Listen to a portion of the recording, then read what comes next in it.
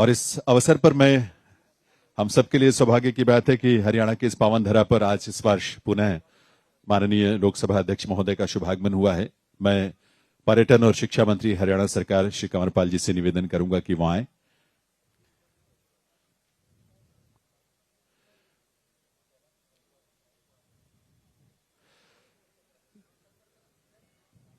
स्वागत संबोधन के माध्यम से माननीय श्री ओम बिरला जी का, माननीय मुख्यमंत्री महोदय का, आप सबका स्वागत करने के लिए माननीय श्री कंवरपाल जी।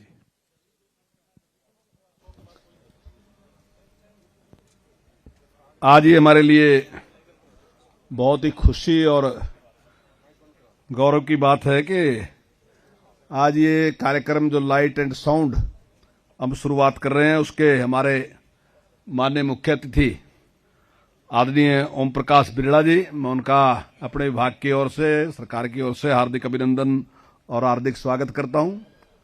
और प्रदेश के माननीय मुख्यमंत्री आदरणीय श्रीमान मनोहर लाल जी, मैं उनका भी हार्दिक अभिनंदन, हार्दिक स्वागत करता हूं।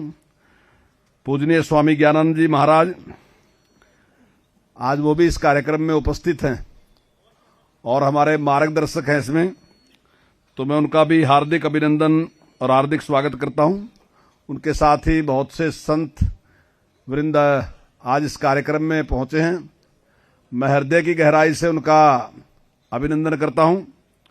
और हमारे एमडी, हमारे principal secretary MD Sinha ji, जो इस कार्यक्रम में लगे हुए हैं, और साथ ही हमारे सभी अधिकारीगण और उपस्थित सभी एमपी साहबान, विधायक साहबान और अन्य सभी महानुभाव, मैं सभी का इस कार्यक्रम में हार्दिक अभिनंदन और स्वागत करता हूं, क्योंकि माननीय ओम प्रकाश बिरला जी को और माननीय मुख्यमंत्री जी को बहुत ही जल्द यहां से प्रस्थान करना है, क्योंकि उनके ट्रेन का टाइम है। मैं ज्यादा बात न करते हुए, लेकिन हमारे लिए ये बड़ी गर्व की बात है और कि यहां पे भगवान श्री कृष्ण ने इसी स्थान पर गीता का उपदेश दिया और यहीं पर उन्होंने अर्जुन को अपने विराट रूप का दर्शन कराया, जिससे उनकी जो शंकाएं थी वो समाप्त हुई। और आज वर्तमान सरकार का पूरा प्रयास है कि इस स्थान का पूरा विकास करना और पूरी दुनिया को इसकी जानकारी देने के लिए हमारे माननीय मुख्यमंत्री जी पूरी लगन के साथ इसमें लगे हुए हैं। और आज जो गीता महोत्सव है वो केवल भारत में नहीं, पूरी दुनिया में बड़ी धूमधाम के साथ मनाया जा रहा है। तो इस अवसर पर मैं आप सभी का हार्दिक अभिनंदन और हार्दिक स्वागत करता हूं। धन्यवाद। जय हिंद। बहुत बहुत आभार माननीय कंवरपाल जी का। और इस अवसर पर सभी का एक बार पुनः अभिनंदन, वंदन। ऐसी विभूतियों का जिनके आगमन से हम सब कृतार्थ महसूस कर रहे हैं, हम सब गौरवान्वित महसूस कर रहे हैं। यह सब बहुत विशेष अवसर है हम सबके लिए। इस अवसर पर देवी सज्जनों, आज विराट स्वरूप जो लाइट एंड साउंड शो का शुभारंभ होने जा रहा है, माननीय मुख्यमंत्री माननीय ओम बिरला जी और माननीय अन्य अतिथियों की गर्मामयी उपस्थिति में और उनके सानिध्य में और उन्हीं के द्वारा ये बहुत ही विलक्षण एक लाइट एंड साउंड शो है। और इसमें 4 अलग अलग जो टैब रखे हैं, टैब 4 हैं और 4 के माध्यम से अलग अलग तरह के इफेक्ट्स उसमें प्रदर्शित किए जाएंगे। लाइट है, साउंड है, मैपिंग है, लेजर है। ये सारे अलग अलग टैब जो है अलग अलग तरह के एक्टिविटी को, टेक्नोलॉजी को कंट्रोल कर रहे हैं। और इसलिए इसको बहुत विशेष ये प्रस्तुति है, जिसे आप देखेंगे तो आपको बहुत आनंद तो मिलेगा। लेकिन हमारी इस बहुत ही ऐसी परंपरा जिस पर हमें गर्व है और ऐसी आस्था का एक केंद्र है ये स्थल, उस केंद्र में इस तरह की एक प्रस्तुति का शुभारंभ होने जा रहा है। यह हम सब के लिए बहुत सौभाग्य की बात है। मैं निवेदन करूंगा आप सबसे, सामने जो लोग खड़े हैं वो प्लीज साइड में हो जाएं।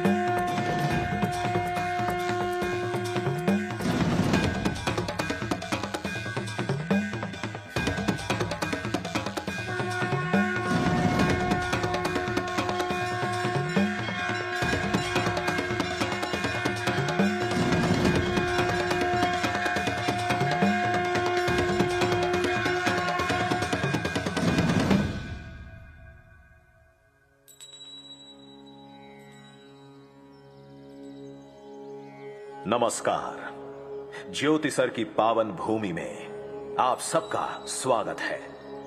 आज हम आपका साक्षात्कार कराएंगे भगवान कृष्ण के दो भव्य रूपों से। पहला रूप वो विराट रूप है जो महाप्रभु ने हस्तिनापुर में दिखाया, जिसका उद्देश्य था कि रण ना हो। और दूसरा रूप वो विश्व रूप है जो अर्जुन ने देखा रणभूमि में, जिसका आशय था कि धर्म युद्ध हो। परंतु इन दो रूपों से पूर्ण सृष्टि के आदिकाल से श्री हरि ने धर्म की रक्षा हेतु हर काल में अवतार लिया। और यहीं से शुरू होगी हमारी आज की ये दर्शनीय मल्टीमीडिया प्रस्तुति। सृष्टि के पहले ना आकाश था, ना पाताल, न प्रकाश था, न अंधकार, न जल था, न वायु, कुछ भी नहीं था। बस था हिरण्यगर्भ ही केवल, जो सभी प्राणियों का प्रकट स्वामी महान था। वही धारण करता था पृथ्वी और अंतरिक्ष।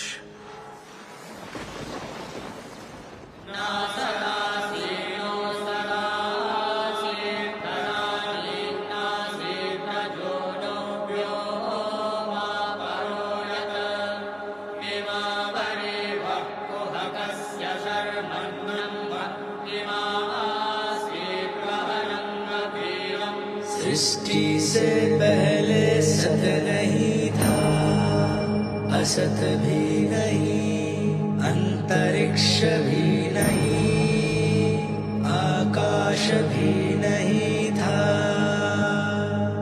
छिपा था क्या, कहाँ, किसने ढका था? उस पल तो अगम अटल जल भी कहाँ था।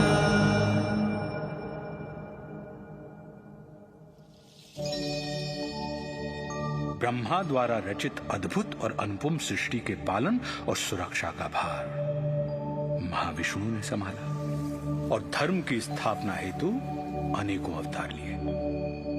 इन अवतारों ने कभी मार्गदर्शन किया और कभी प्रेरणा दी, और आवश्यकता पड़ने पर महासंहार भी किया। अद्भुत कथा है भगवान विष्णु के अवतारों की।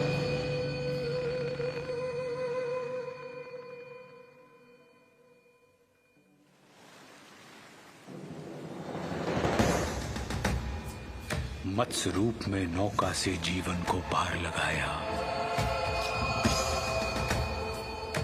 मंथन हेतु मेरु साधा कूर्म का रूप बनाया।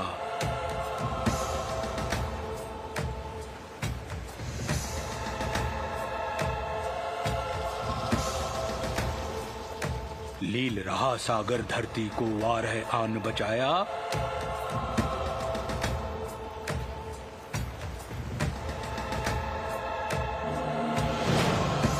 और हिरण्य कश्यप को नियति तक नरसिंह ने पहुंचाया।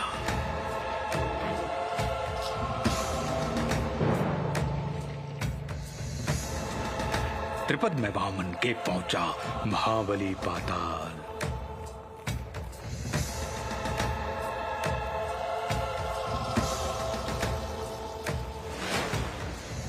अहंकार क्षत्रियों का फूला परशुराम बने काल।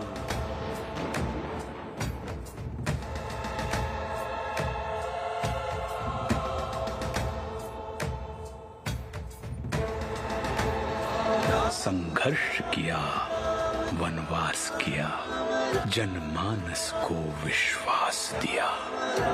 श्री रामचंद्र आदर्श बने और दश कंधर का नाश किया।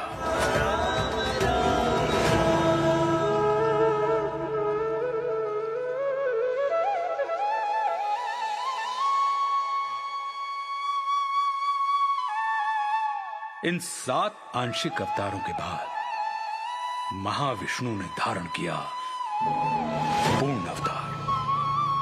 16 कलाओं से युक्त महाविष्णु अपने वास्तविक रूप में धरती पर आए।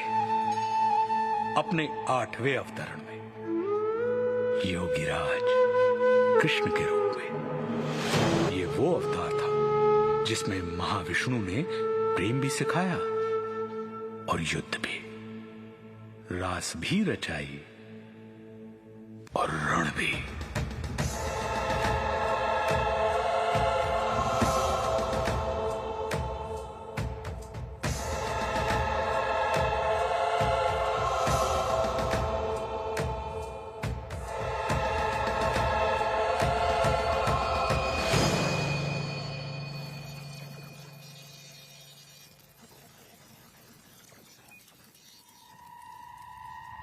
महाविष्णु के 8वें अवतार की कथा में एक दिन ऐसा भी आया जब भ्राताओं में ही द्वेष हुआ, भूखंड को लेकर क्लेश हुआ।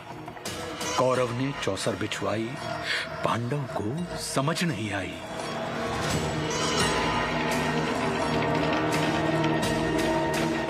द्यूत हुआ, पाखंड हुआ, निर्लज्जता नृत्य प्रचंड हुआ, सीमाएं तोड़वाई गई, पांचाली सभा में लाई गई। अपमान हुआ जो नारी का, वो पूरे कुल पर भारी था।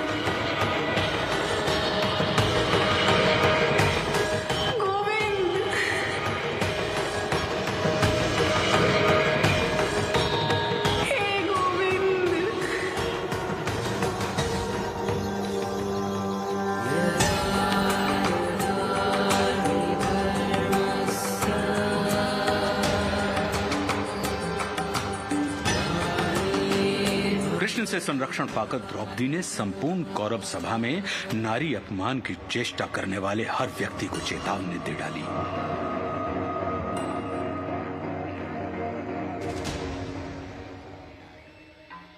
जिस धरा पे हो बैठे धराधिपति, वो धरा ध्वंस धूमिल धरी जाएगी। दिखेंगे मृतक ही मृतक उस तरफ जिस तरफ रक्त रंजित नजर जाएगी। होंगी विधवाएं इतनी गुरुवंश में, साड़ियां श्वेत सारी कम पड़ जाएंगी। नाम तक के लिए नर ना होगा कोई, बीज को सूनी को के तरस जाएंगी। अब खुले ही रहेंगे केश मेरे तब तक, कौरव वंश का विनाश नहीं होगा जब तक।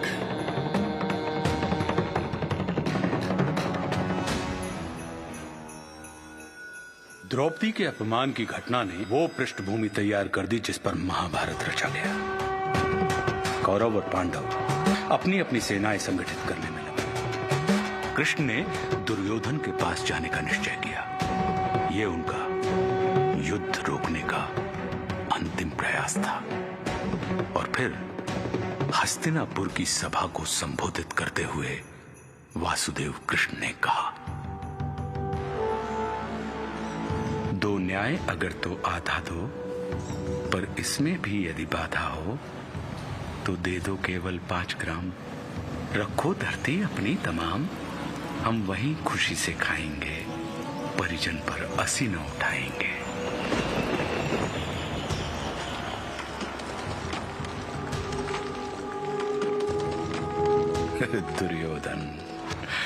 दुर्योधन वह भी दे न सका, आशीष समाज की ले न सका। उल्टे हरि को बांधने चला, जो था असाध्य साधने चला। जब नाश मनुज पर छाता है, पहले विवेक मर जाता है। हरि ने भीषण हुंकार किया।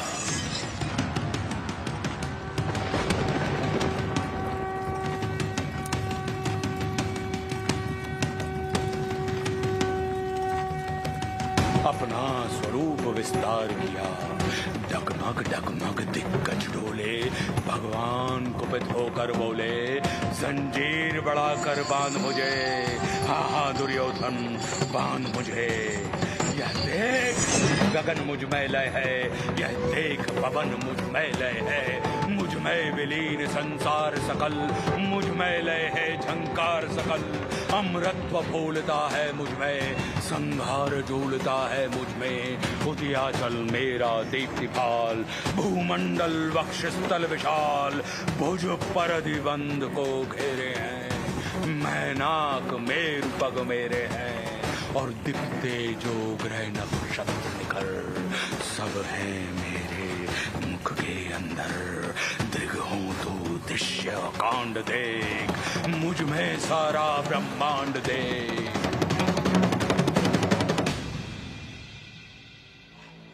अक्षर अचर जीव जग शर अक्षर नश्वर, मनुष्य सुर जाति अमर। शतकोटि विष्णु ब्रह्मा महेश, शतकोटि जिष्णु जलपति धनेश। शतकोटि रुद्र शतकोटि काल, शतकोटि दंडधर लोकपाल। जंजीर बढ़ाकर साधने, हाँ दुर्योधन बांधने। भूलोक अथल पाताल देख, गत और अनागत काल देख। अंबर में कुंतल जाल देख, पद के नीचे पाताल देख। मुट्ठी में तीनों काल देख, मेरा स्वरूप विकराल देख। सब जन्म मुझी से पाते हैं, फिर लौट मुझी में आते हैं। बांधने मुझे तू आया है, जंजीर बड़ी क्या लाया है। यदि मुझे बांधना चाहे मन, तो पहले बांध अनंत गगन। सूने को साध न सकता है, वह मुझे बांध कब सकता है।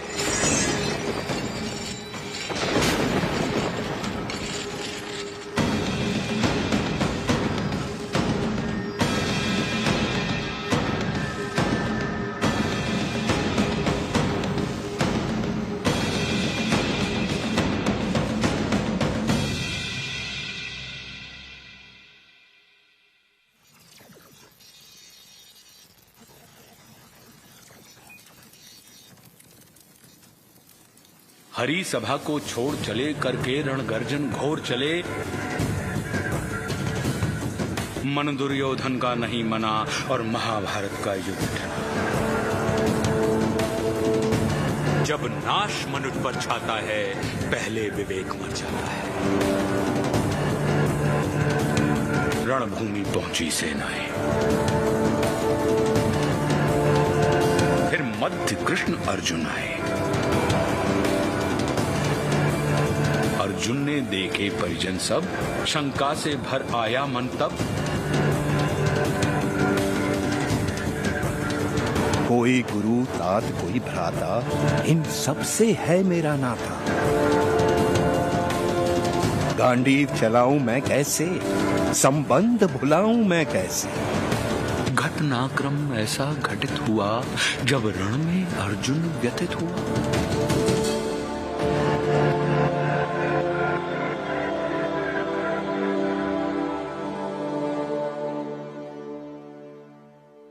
फिर कर्म बताया केशव ने, निज धर्म बताया केशव ने।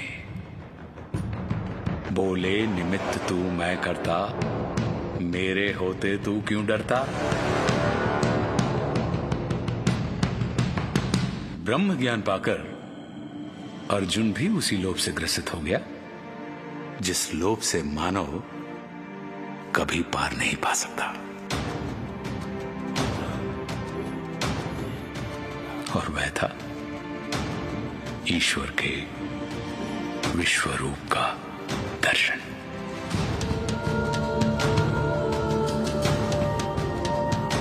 अर्जुन ने कहा, हे माधव, मन में संशय होता है, ये विश्वरूप क्या होता है। इस संशय को नष्ट करो, अपना स्वरूप स्पष्ट करो।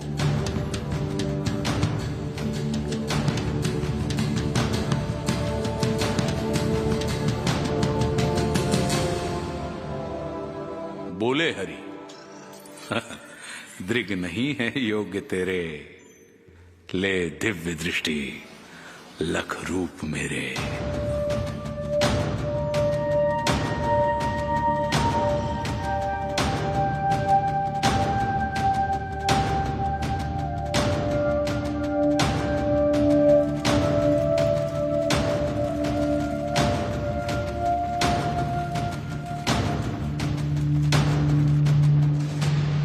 दिव्य चक्षु जो दिव्य दिखा, वो दिव्य तो था, मोहक ना था।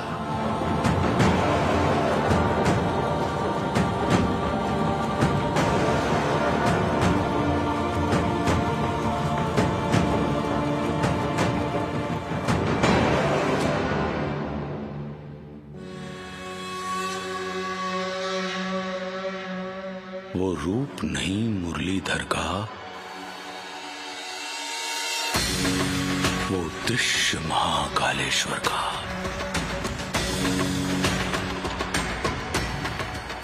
जल उठे सूर्य कहीं एक संग, बज उठे श्वास में रण मृदंग। अनगिनत नेत्र मुख दांत उदर, गए लील विश्व आतंकित कर।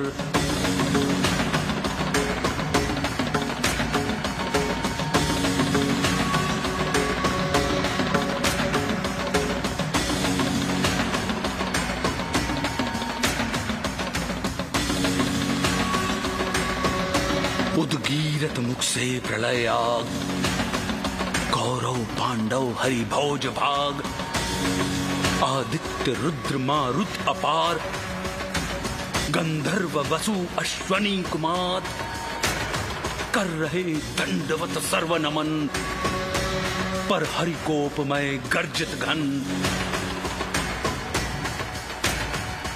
सारी सृष्टि दाह गई अनल,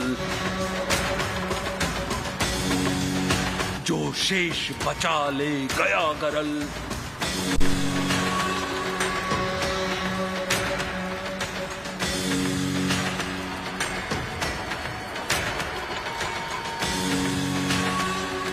हरि मुख में सब कुछ समा गया, था विश्व यहीं अब कहाँ गया।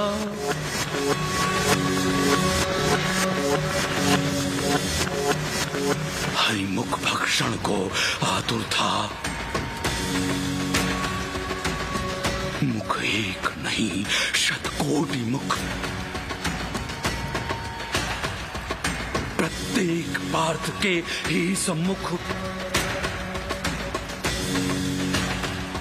ये उग्र रूप था जो दर्शित। थे लोक त्रय कंपित कंपित,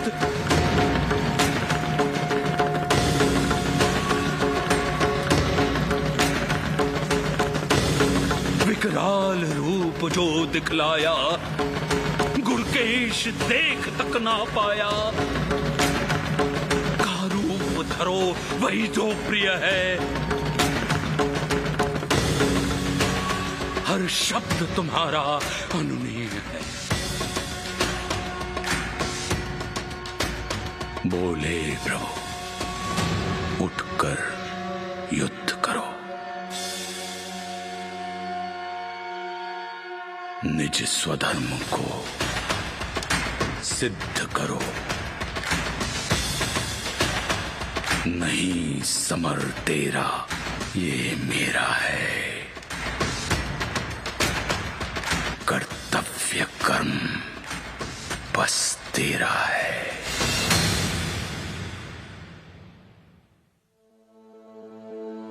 दो बार दिखाकर विश्वरूप, संदेश दिया अमृत स्वरूप। पहले चाहा ना ये रण हो, फिर चाहा अब रण ही रण हो।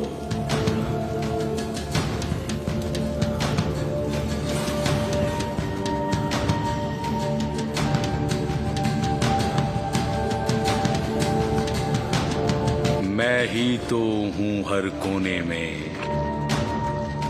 रण होने में ना होने में।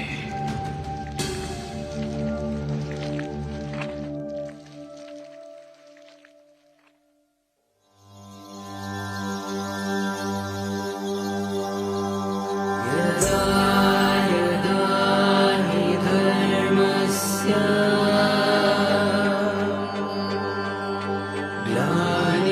ग्लानिर्भवति भारत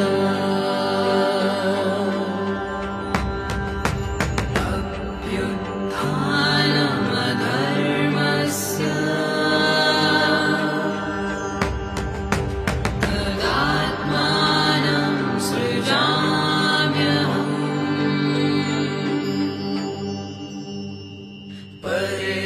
परित्राणाय साधूनां विनाशाय च दुष्कृताम्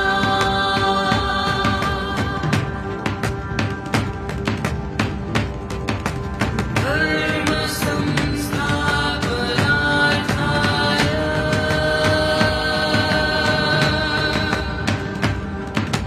संभवामि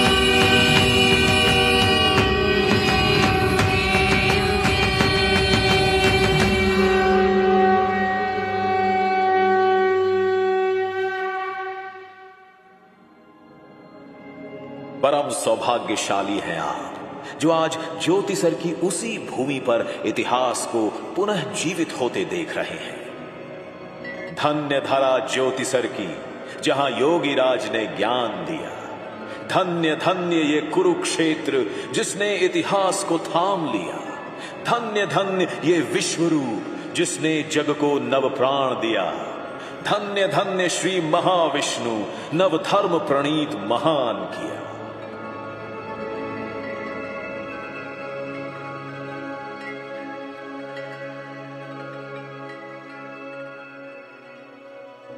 विराट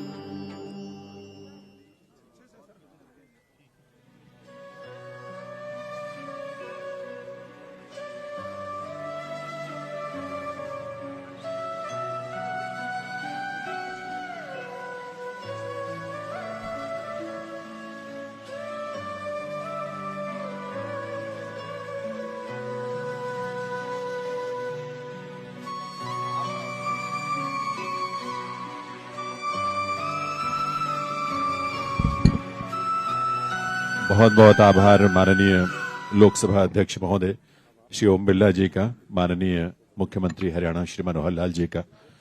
व्यस्तताओं के बीच उन्होंने इतना समय दिया और शुभारंभ किया उस प्रोजेक्ट का, उस परियोजना का जिसकी प्रतीक्षा हम सब कर रहे थे।